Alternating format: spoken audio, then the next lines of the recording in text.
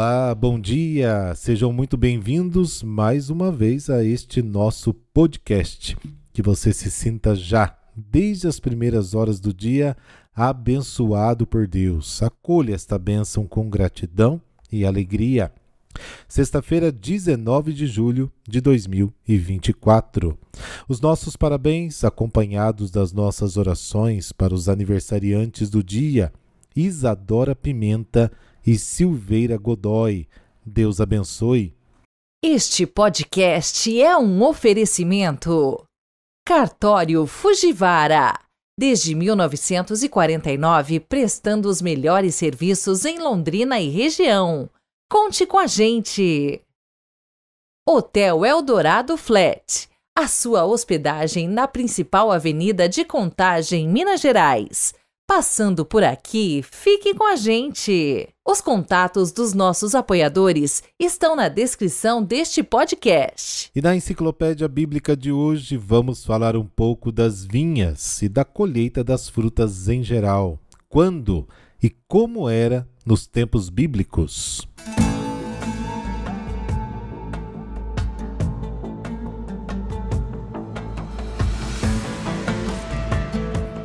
Bom, em junho, julho, agosto, podavam-se e tratavam-se as vinhas.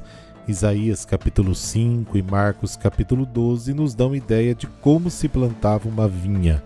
Cavava-se um fosso, fincavam-se paus para apoiar uma cerca, um recinto, e as videiras eram dispostas em fileiras e os ramos eram erguidos com suportes. Na época apropriada, fazia-se a poda. Quando as uvas começavam a amadurecer, erguia-se uma cabana de galhos ou uma torre rudimentar de pedra, onde as pessoas da família montavam guarda contra possíveis ladrões, raposas e por aí vai. E a colheita dos frutos, dos outros frutos, Em agosto e setembro fazia-se a colheita dos frutos de verão, figos, sicômoros, romãs, uvas. As uvas eram transportadas em cestos, colocadas em tinas. Neste fundo se abria para as jarras colocadas abaixo. Os cachos eram espremidos para extrair o suco. Foram encontradas muitas dessas tinas na região da Cefelá, na região ao pé das montanhas de Judá. A colheita e o esmagamento das uvas para a produção de vinho transcorria em clima de festa. As uvas também eram comidas frescas. Quando entrares na vinha do teu próximo, diz o Deuteronômio capítulo 23, versículo 25, poderás comer à vontade até ficar saciado, mas nada carregues em teu cesto. Eram também necessários 40 dias para que a uva virasse passa. Depois o vinho, em fase de fermentação, era colocado em odres novos de pele de cabra ou recipientes de cerâmica.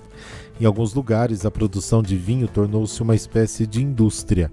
Em Gabaon, por exemplo, foram descobertas 56 asas de jarras, com a inscrição do nome da cidade e dos proprietários das vinhas, além de 63 tinas, usadas como recipientes na época dos reis, juntamente com outras tinas de fermentação e lagares. E é isso aí. Semana que vem vamos falar dos animais de criação.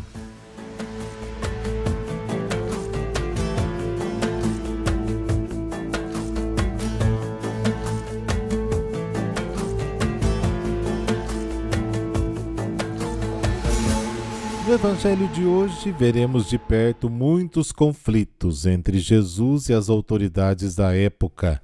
Existem conflitos em torno das práticas religiosas, jejum, pureza, observância do sábado e por aí vai.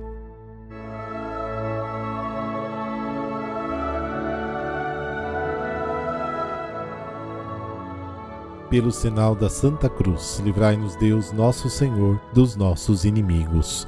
Pai Todo-Poderoso, derramai vossa graça em nossos corações, para que, caminhando à luz dos vossos preceitos, sigamos sempre a vós como pastor e guia.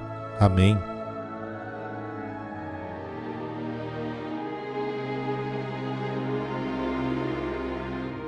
Mateus capítulo 12, versículos de 1 a 8. O Senhor esteja convosco, Ele está no meio de nós. Proclamação do Evangelho de Jesus Cristo segundo Mateus. Glória a vós, Senhor. Naquele tempo, Jesus passou no meio de uma plantação num dia de sábado. Seus discípulos tinham fome e começaram a apanhar espigas para comer. Vendo isso, os fariseus disseram-lhe: Olha, os teus discípulos estão fazendo o que não é permitido fazer em dia de sábado. Jesus lhes respondeu: Nunca lestes o que Davi fez quando ele e seus companheiros sentiram fome? Como entrou na casa de Deus e todos comeram os pães da oferenda, que nem a ele nem aos seus companheiros era permitido comer, mas unicamente aos sacerdotes? Ou nunca lestes na lei que em dia de sábado no templo os sacerdotes violam o sábado sem contrair culpa alguma? Ora, eu vos digo, aqui está quem é maior do que o templo. Se tivesseis compreendido o que significa quero misericórdia e não sacrifício, não teríeis condenado os inocentes. De fato, o Filho do Homem é Senhor do sábado. Palavra da salvação. Glória a vós, Senhor.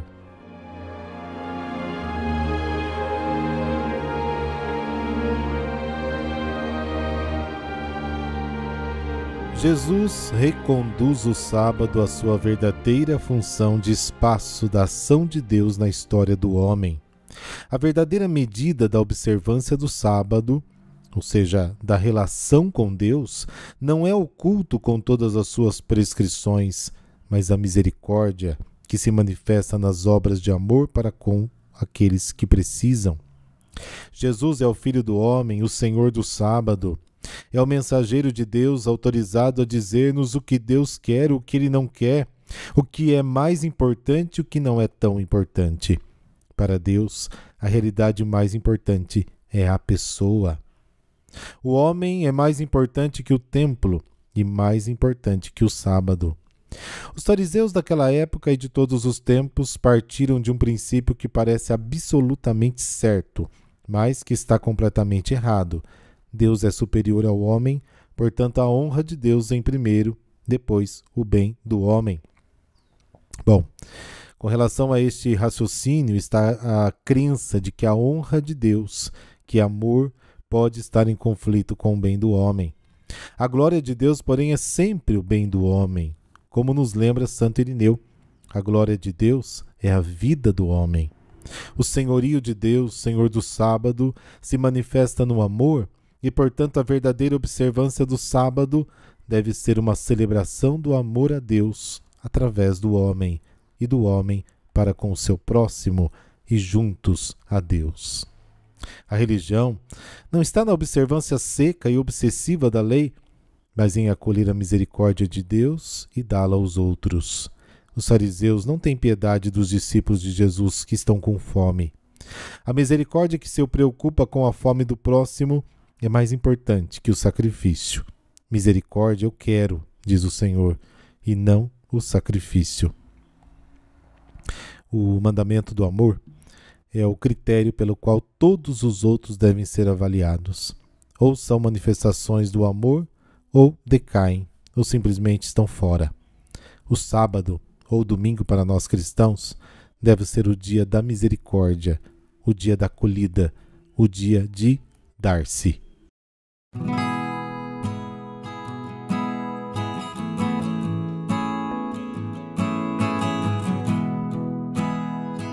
Hoje a igreja celebra Santo Arsênio. Ele nasceu em 354 em Roma e morreu em 450 em Troy, no Egito.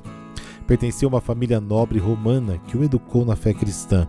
Ele é considerado um dos padres do deserto. Ele foi ordenado sacerdote pessoalmente pelo Papa Dámaso e exerceu os primeiros anos do seu ministério na corte do imperador Teodósio.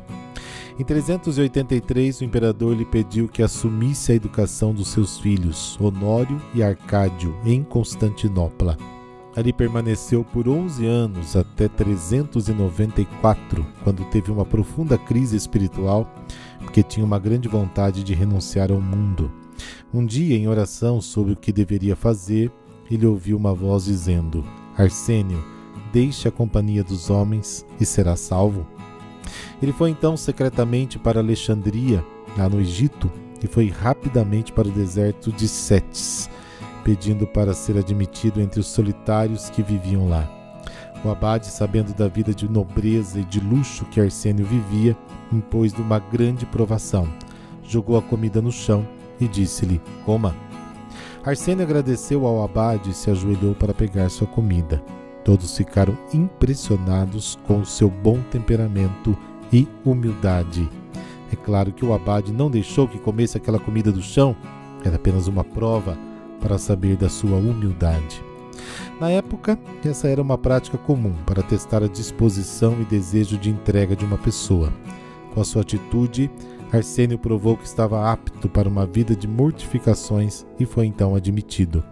Passou a viver como eremita na prática de orações constantes, sacrifícios e jejuns. E ele era o mais rigoroso dos monges, mesmo quando estava dedicado aos trabalhos manuais, não deixava de se dedicar à oração.